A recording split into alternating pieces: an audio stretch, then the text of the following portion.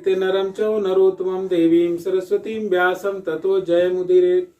भगवान नारायण को प्रणाम करके उनके सखा अर्जुन, माँ सरस्वती और कथा के रचयिता व्यास को प्रणाम करते हुए हम सब लोग आज की महाभारत कथा में जटासुर के वध का प्रसंग का वर्णन करेंगे। क्योंकि जटासुर एक राक्षस था और उसने भीमसेन के द्वारा अन्य राक्षसों के, जिसमें बकासुर, हिडम्ब वगैरह थे, के वध की बात सुन रखी थी।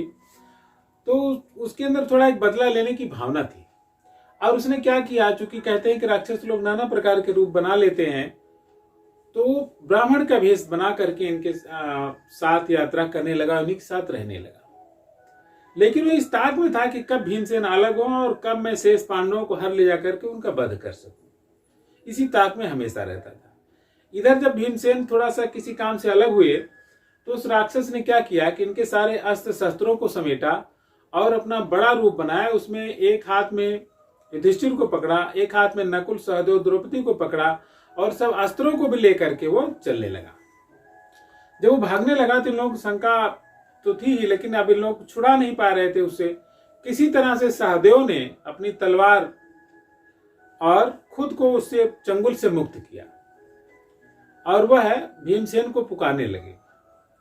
लेकिन युधिष्ठिर ने काम किया कि उनके अंदर एक विद्या थी भारी होने की। आप जानते हैं युधिष्ठिर के पास कई ऐसी दिव्य विद्याएं थी, जिसमें सरोवर के जल को बांध लेना, यानी सरोवर के जल में बैठ जाइए और वहां पर पड़े रहिए बहुत दिनों तक, पानी आपको नुकसान नहीं पहुंचा सकता, ऐसी भी उनके पास विद्या थी। अगर दूसरा उसमें ऐसे करके बैठा, उसको तोड़ने की विद्या भी इनके पास थी। इसी विद्या का प्रयोग करके उन्होंने दुर्योधन को सरोवर से बाहर निकाला था।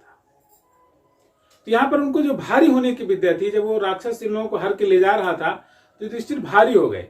अब जानते हैं जब भारी चीज आप ले जाएंगे तो आपका वेग कम हो जाएगा। हल्की चीज से आप तेजी से दौड़ सकते हैं, लेकिन जब भारी चीज होगी तो आप दौड़ नहीं पाएंगे।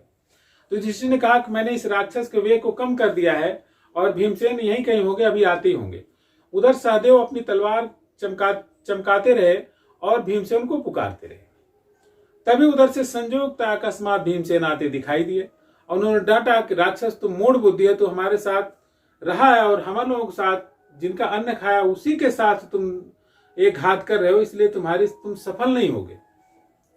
आप जानते हैं कि जिसका अन्न खाइए तो कम से कम उसके साथ प्रतिघात या उसके साथ जो लोग एक प्रकार से हिंसा करने पुतारू होते हैं, उनका ये काम नीचता का काम है और उनके काम सफल भी नहीं होता है उतना। तो खैर भीमसेन ने जब डांटा तो वो डर के मारे रुक गया और उसने युधिष्ठिर वगैरह को नीचे रख दिया और भीमसेन से लड़ने को तैयार हो गया। कहते हैं भीमसेन बहुत सबल थे। उनके साथ माद्री कुमार, माने माद्री, ये लोग 3 पुत्र तो कुंती के थे, युधिष्ठिर, अर्जुन और भीम। 2 पुत्र माद्री के थे, नकुल और सहदेव। तो समय युधिष्ठिर तो नहीं तैयार हुए, लेकिन दोनों नकुल और सहदेव उस राक्षस के साथ लड़ने के तैयार हो गए। तभी भीमसेन ने हंसते हुए रोक दिया, कहे नहीं भैया, आप छोटे हो, मत लड़ो, इस राक्षस के लिए मैं अकेला ही काफी हूं। उन्होंने कहा दुष्ट, आज तुम मेरे हाथों से जिंदा नहीं बचेगा। उधर बकास जो जटासुर था वो भी थोड़ा सा क्रोधी निकला और नाना प्रकार के व्यंग बाण भीमसेन के ऊपर वर्षा करने लगा कि आज मैं तुमको मार करके बकासुर, हिडम्ब आदि का तर्पण करूंगा। तो भीमसेन ने कहा अभी मैं तुमको बताता हूं, तुमको सीधा हम लोग भेजता हूं।